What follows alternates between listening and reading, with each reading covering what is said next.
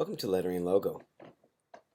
You've completed part 1 where you have vector traced your image using the image trace to black and white logo.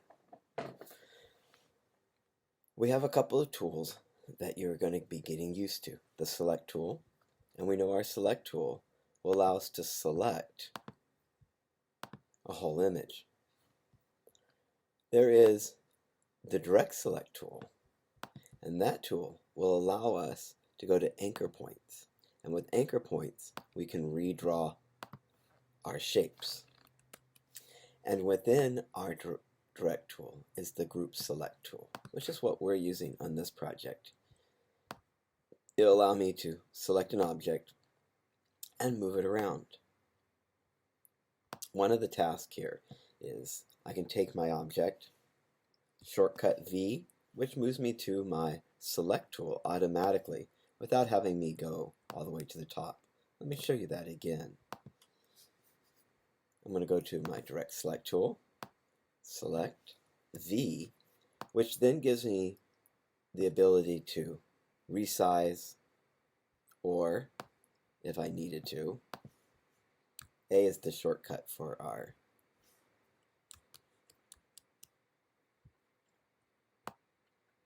direct select tool, V, and I can do a lot with V. I can also rotate by getting to one of the anchor points, one of the handles around the bounding box. And if I just go slightly outside of it, and this takes some skill, it won't come right away, but you'll get it. And then you can actually rotate your objects if you need to fix them. Excellent. Now we can also, with our direct select tool,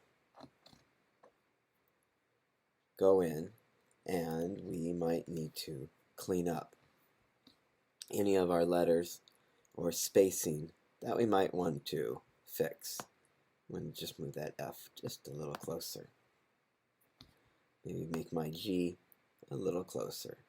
So I am just cleaning up some spacing issues. Everything else looks pretty good.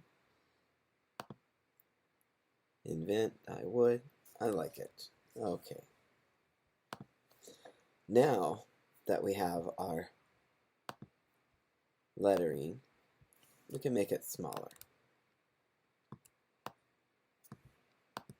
We have our logos, which we will now take, and our logos are going to go below our lettering.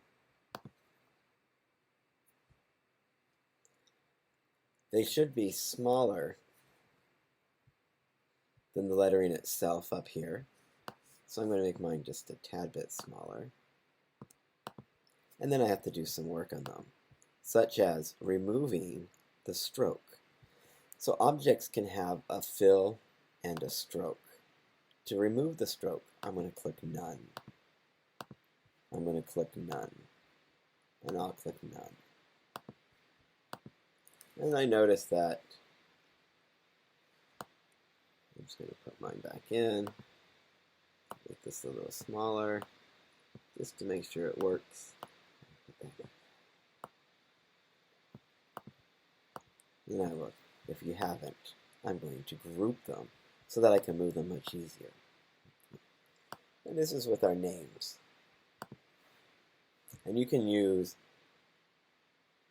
the type and the path with the one with your name going across. I just used as a demonstration what we have here. Next we have to go to Photoshop. So here's my photo.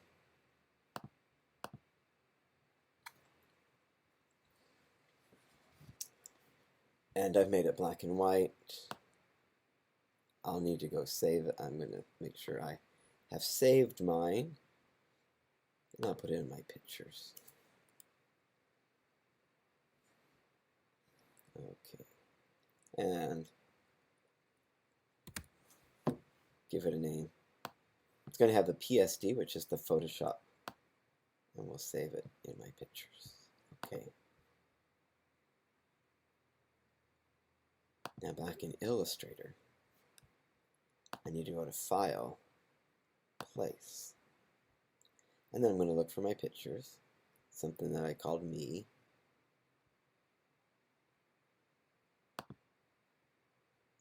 And I'm going to hit Place.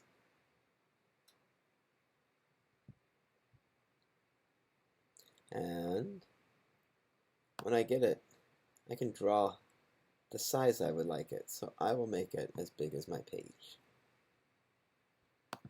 So it's not gigantic. Now it's very manageable. Okay. I'm going to click on my artboard. And the artboard is the space that we're working on. And I'm going to switch it up here from letter instead of portrait to landscape. And I might need to make it a little bit bigger to encompass my picture.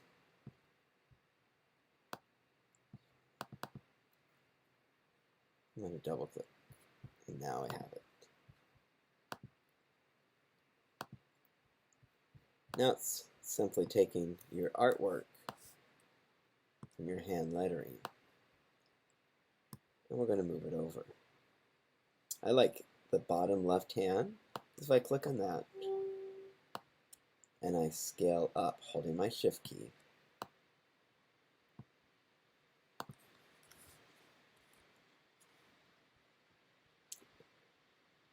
and I noticed that it got sent behind, and I don't want that. So there are layers in all my work. So I'm going to make sure the picture of myself is in the back. That was a little tricky. So again, I went to my layers. I noticed that the image was here at the top. You can see that I have my other objects down below. So I'm going to take my me and I'm going to move it down.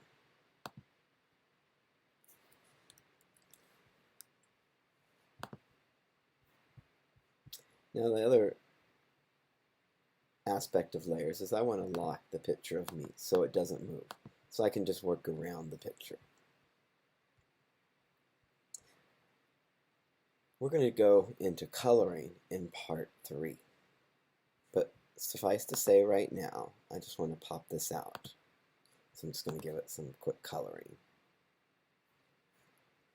In our last pass, before we go into our part 3, I'm going to hold down my shift key so I can select them all together. Again, select my logos, holding down my shift key, my lettering. I want to get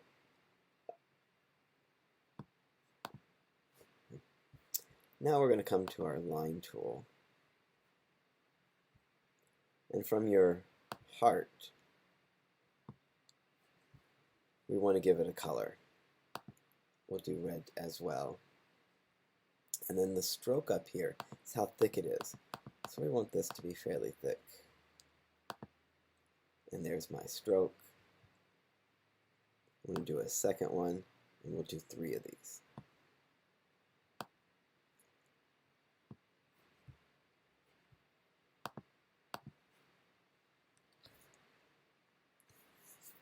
And as I said, in part 3, we'll look in coloring our hand lettering. But this will get us started.